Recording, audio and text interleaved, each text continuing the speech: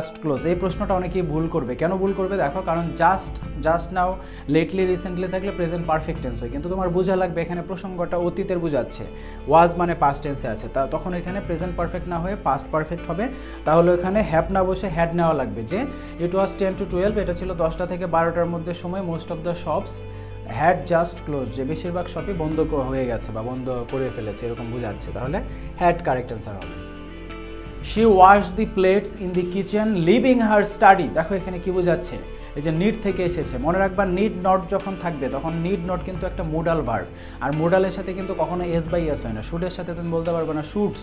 তাহলে মোডালের সাথে এস হয় না, নিডস নট এটা এমনিতেই ভুল, নিডস নট এটা এমনিতেই ভুল, আবার এখানে নিড নট, এখানে নিড নট, আর নিড নট যেহেতু মোডালের পরে ইনফিনিটিভ হয় না, মনে রাখবা নিড নটের পরে ইনফিনিটিভ হবে না, শুধু নিডের পরে ইনফিনিটিভ হয়, যে I need to go, I need to take classes, I need to teach you all, ঠিক আছে, তো নিডের পরে ইনফিনিটিভ হচ্ছে, কিন্তু আমি বলতে পারবো না I need not go, sorry I need not to go বলতে পারবো না, I need not to teach বলতে পারবো না, বলতে হবে আই নিড নট টিচ, যে আমার স্টুডেন্টদেরকে পড়ানোর প্রয়োজন নয়, যে I need not teach my students anymore, যে আমার স্টুডেন্টদেরকে পড়ানোর প্রয়োজন নেই, কারণ they know very well about the lessons. তাহলে কারেক্ট অ্যান্সার হবে শি নিড নট ওয়াশ। এখন অনেকেই কিন্তু ভাবতে পারে she third person singular number, ভার্বের সাথে এস বাই এস দিয়ে অনেকে ভুল করবে, কিন্তু এটা কিন্তু হবে না, মনে রাখবা নিড একটা নর্মাল ভার্ব হলেও নিড নট একটা মোডাল ভার্ব। এটা কল্পনা চাওলা তোমাদের একটা প্যাসেজ বা ওই যে একটা বইতে একটা আছে, প্রবন্ধ আছে ইংলিশ ফার্স্ট পেপার বইতে, তো কল্পনা চাওলা ওখান থেকে হুবু তুলে দিয়েছে। এখন হুবু তুলে দিলেই কি, আমরা তো গ্রামার ভালোভাবে জানি, সো আমরা অবশ্যই অ্যান্সার করতে পারবো। তো ইফ দেখে বুঝতে পারলাম কন্ডিশনাল থেকে এসেছে, এখন পরের অংশে উড হ্যাভের পরে বি থ্রি আছে, তাহলে থার্ড কন্ডিশনাল, অবশ্যই থার্ড কন্ডিশনালে আগের অংশে হ্যাড দেওয়াই আছে পাস্ট পারফেক্ট, তো হ্যাডের পরে বি থ্রি হবে, তো হ্যাডের পরে আরেকটা বি থ্রি নেওয়ার জন্য অবশ্যই সেখানে হ্যাড, যেহেতু হ্যাভ হ্যাজ এগুলো দেওয়া আছে, তাহলে হ্যাড নিতে হবে। কখনোই হ্যাভ হ্যাজ এরা বি থ্রি হিসেবে কাজ করতে পারে না, একমাত্র হ্যাডই বি থ্রি হিসেবে কাজ করে, তাহলে হ্যাড নট হ্যাডই এখানে কারেক্ট অ্যান্সার হবে। তাহলে কারেক্ট অ্যান্সার হবে এ নম্বরে যেটা আছে সেটা, যে I have had my dinner, এখানে হ্যাভের পরে হ্যাড মানে বি থ্রি, যে I have completed my dinner, I have finished my dinner, তাহলে এভাবে বুঝে নেওয়া লাগবে বিষয়গুলো, ঠিক আছে।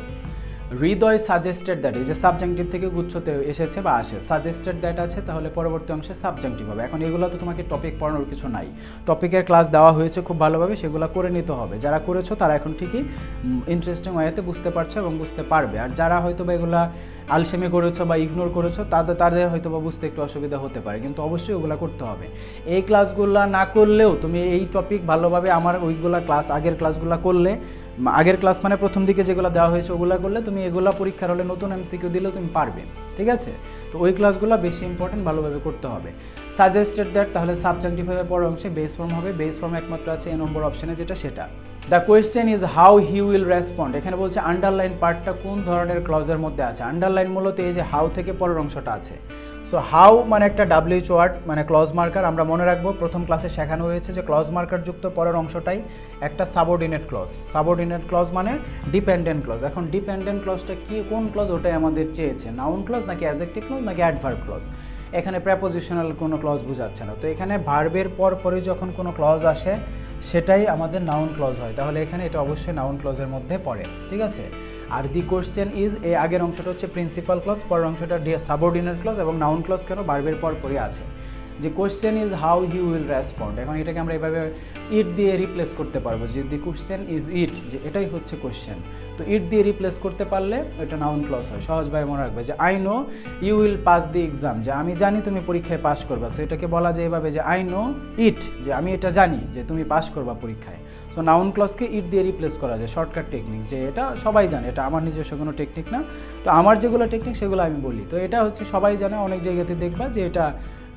নাউন ক্লজকে ইট দিয়ে রিপ্লেস করা যায়, বা ইট দিয়ে রিপ্লেস করতে পারলে ওটাই নাউন ক্লজ, শিওর হয়ে যাবা যে দ্য কোয়েশ্চেন ইজ ইট, যে কোয়েশ্চেন হচ্ছে যে কীভাবে হাউ হি উইল রেসপন্ড, সে কীভাবে রেসপন্ড করবে।